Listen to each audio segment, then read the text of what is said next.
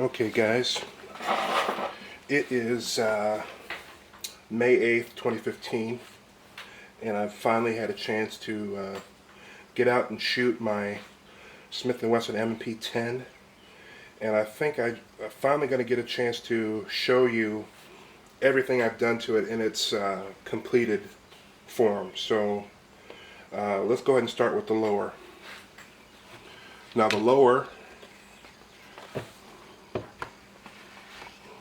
we'll start from the very back. We've got a Magpul ACS buttstock on it in flat dark earth. This has got the mil-spec tube. That's what Smith & Wesson uses. So this is my mil-spec tube here.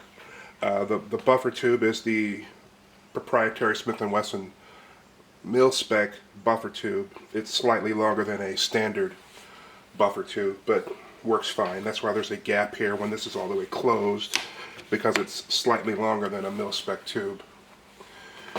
Moving forward, we've got the Magpul Myad pistol grip. This is the one without the beaver tail on it. I've never liked the beaver tail pistol grips. I think it's a solution to a problem that doesn't exist, but you know, that's my opinion. So if you guys want to run that, I don't have any problem with it. Moving forward, we've got I took off the ambidextrous safety lever, and I'll tell you why. This is the third trigger that's been in this gun. The first trigger was obviously the factory Smith & Wesson. It's a good trigger. It's a little heavy for what I want to use this rifle for more precision type work. Then I picked up a used Knight's Armament 2-stage trigger, and that was a pretty good trigger, but it kept doubling on me, and it just didn't. I couldn't get it to stay adjusted where I wanted to.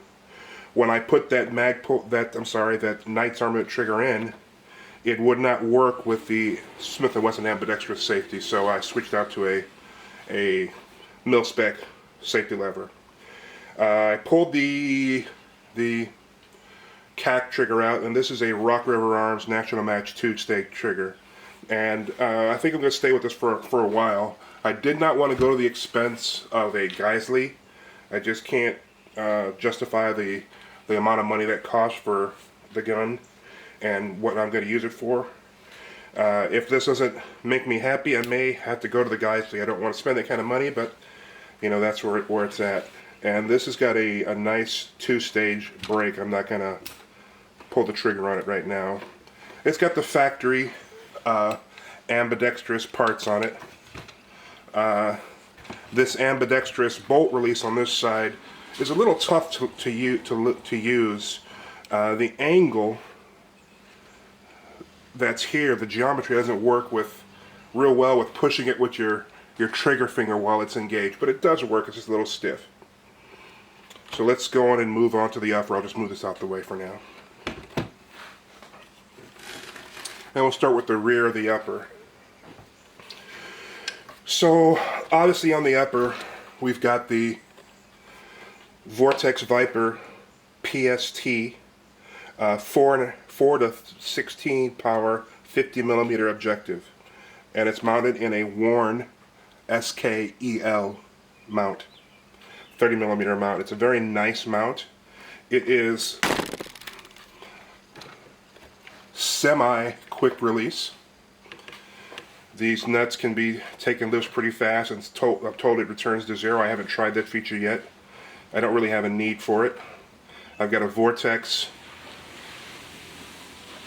30mm scope level here with the Butler Creek scope caps. This front one's already broke off, so I'm looking for something different for those.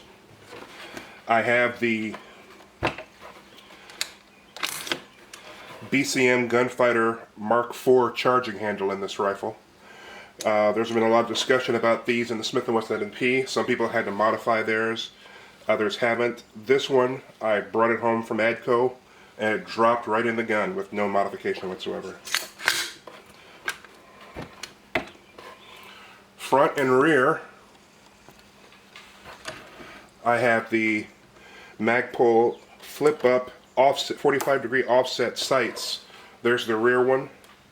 It's got a windage adjustment here and two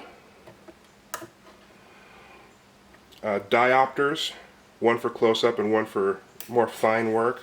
They're very solid, well made, very low profile. Here's the front one. There is a rotating drum for windage on this. Very positive lock and click down.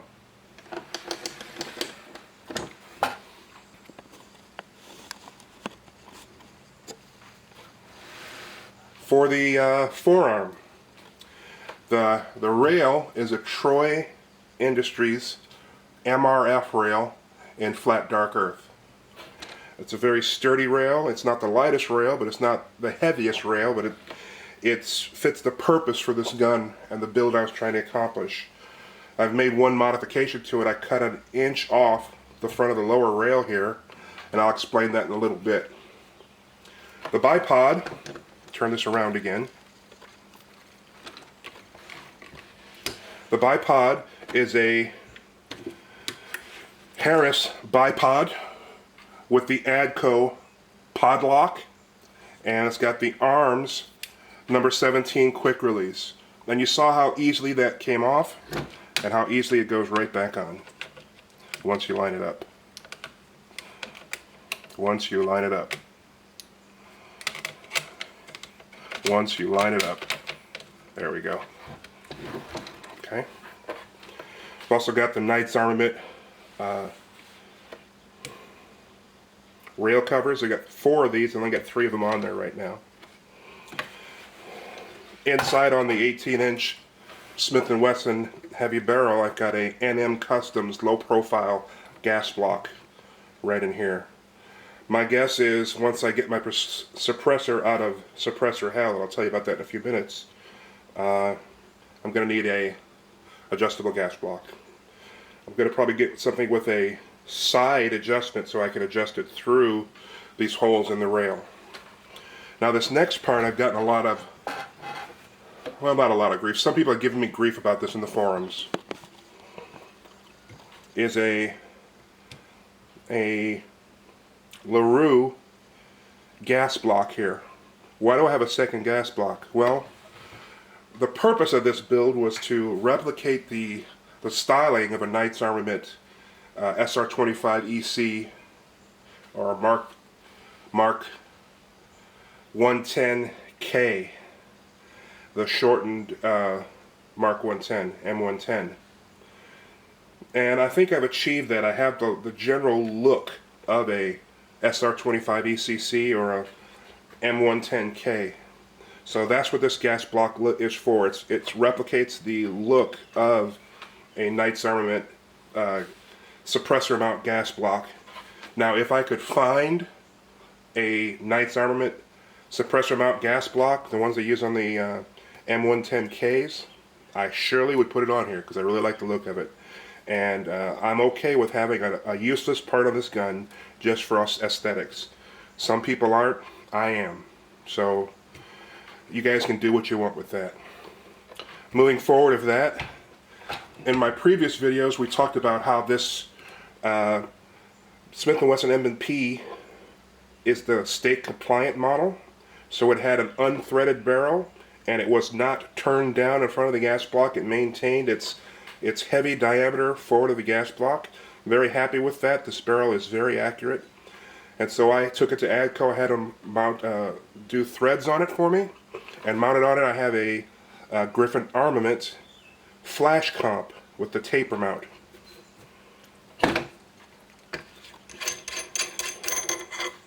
And there's the taper mount. I already have a Griffin Armament PHS suppressor.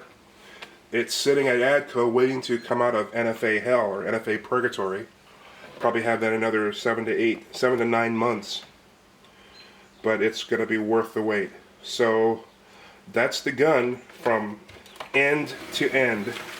Let me go ahead and put it back together for you and show you what the assembled rifle looks like up close.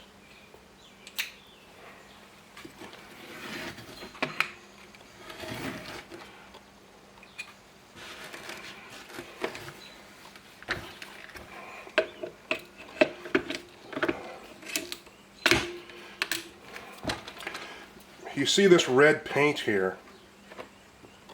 I've got that on the gun in several places. This is just a paint marker I got from a friend of mine who owns a wrecking yard. It's usually what they mark parts with as they come off vehicles. It's very durable, it won't rub off or scratch off. And what I've done is I've marked these screws so I can see if they've come loose. I did that here. And I had it on the ambidextrous safety screw, but I don't have that on here anymore. I may do some other spots on the gun too. So let me go ahead and zoom out here and give you a fuller view of the gun.